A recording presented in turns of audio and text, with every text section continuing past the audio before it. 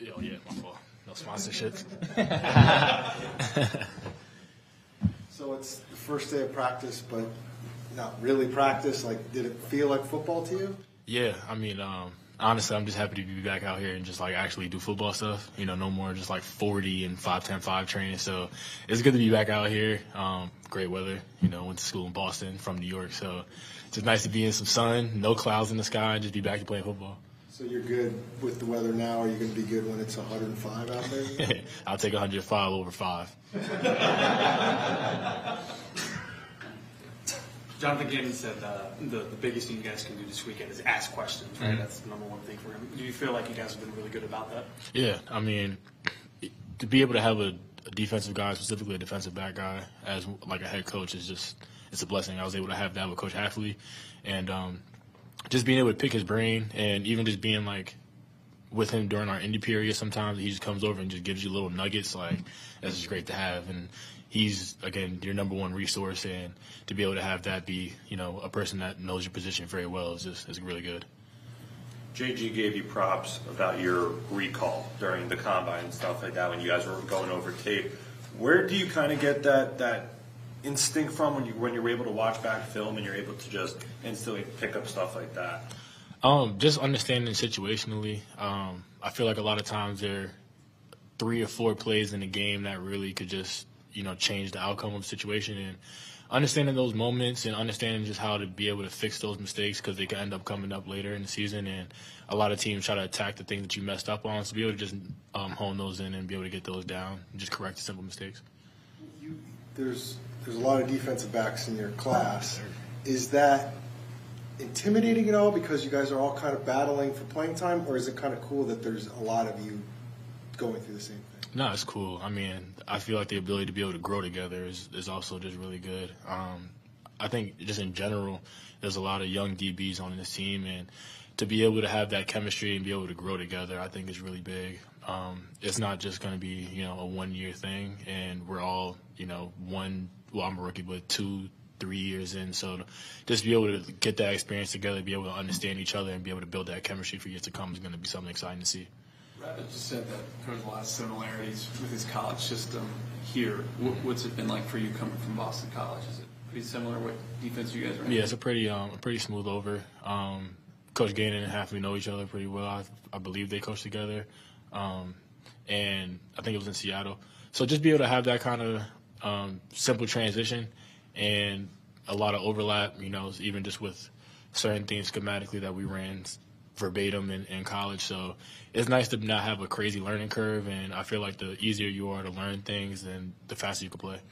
The question was asked of Coach Gannon earlier today for a cornerback. What's more important, to be able to forget about the previous play or to have confidence in the first place? Do you have a I mean, they're both important. They're both important. I'll say forget about, you know, the last play. Memory of a goldfish is huge, because then, like, you get too high on your highs. Like, even if I catch a pick one drive, you come back out next drive, I'm so high on the pick, I'll give up a tud. No one cares about the pick I just caught, you know, and you beat me, okay, fine, line up and do it again.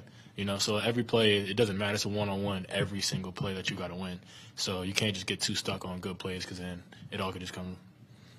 Your parents have some really unique backstories. Mm-hmm. How did their experience kind of shape who you are and influence who you are? Just everything, man. Just like growing up in New York, one was just huge. You talk about that confidence and, you know, that kind of like swagger that just comes with it. I feel like you just automatically have a chip on your shoulder just growing up there. And people say there's no football in New York City and stuff like that, and just being able to carry that with me all the way through. Parents, again, brother played basketball. He went to Division I level. My dad played basketball. Mom was like a model. So it's just like a lot of things that just kind of came around where it was always just competitive. I'm the youngest of 3 brothers, so everything literally was just me following their footsteps and losing every battle I could until I became big enough to finally fight my own. So it was just great to be able to put that and apply it all the way through life. Max was saying yesterday he's excited to kind of iron sharpens iron against Marvin Harrison Jr. in practice. Same mentality, excited to go up against him every day? Yeah. I mean, I'm excited to see it. I've seen tape and, stuff like that. But just to be able to kind of experience firsthand. And also, Tayshaun Palmer is a really good player. I was able to be with him at the Hula Bowl and just be able to kind of see what he was able to do. And I think he's going to be able to surprise a lot of people as well. How did you end up playing football in So, I played 1 year just randomly, just kind of wanted to get into football, and I was like a nose guard in a center. So you have to play those those 4-play minimum kids with the youth team. So I'll go in randomly on kickoff and punt and just do whatever.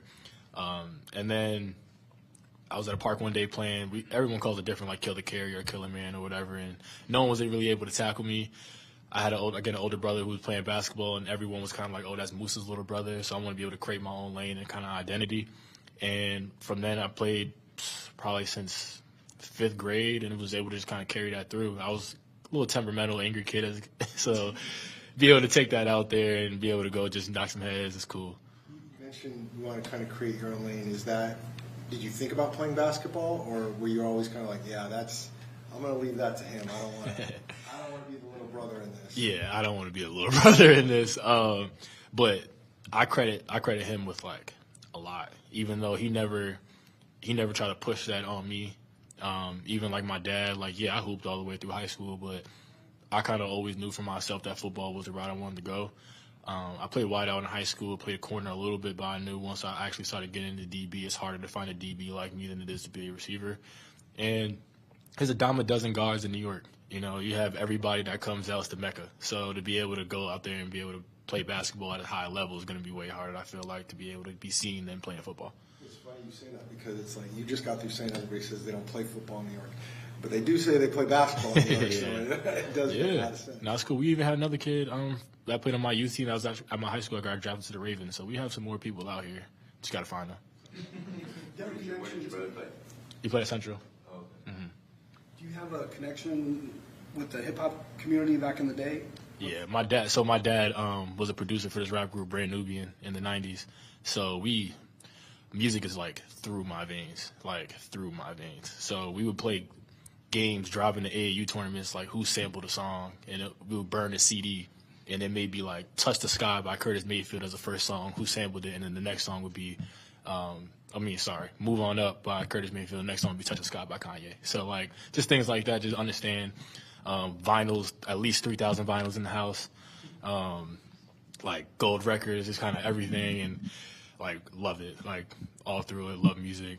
Every aspect of it, just from soul samples to breaking down beats and coordination, just everything. So how often did you hear punks jump up in your house?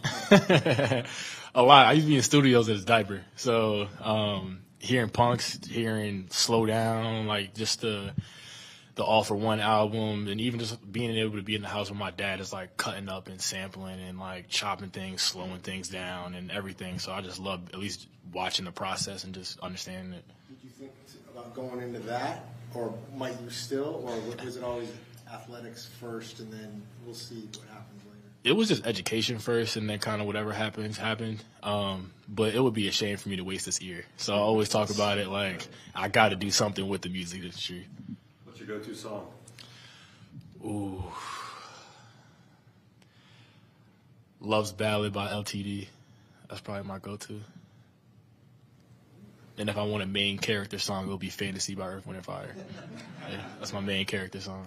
What's your pregame playlist, those top songs that you're listening to before the game? So I'm a real energetic, nervous guy, real butterflies coming in. So early on, I'll listen to Redemption by Bob Marley, Redemption song. That's one of my early ones. And then once it starts getting closer to game time, I usually stick around early 2000s. So I'll play Takeover is one of my good ones. Let the Beat Build by Wayne.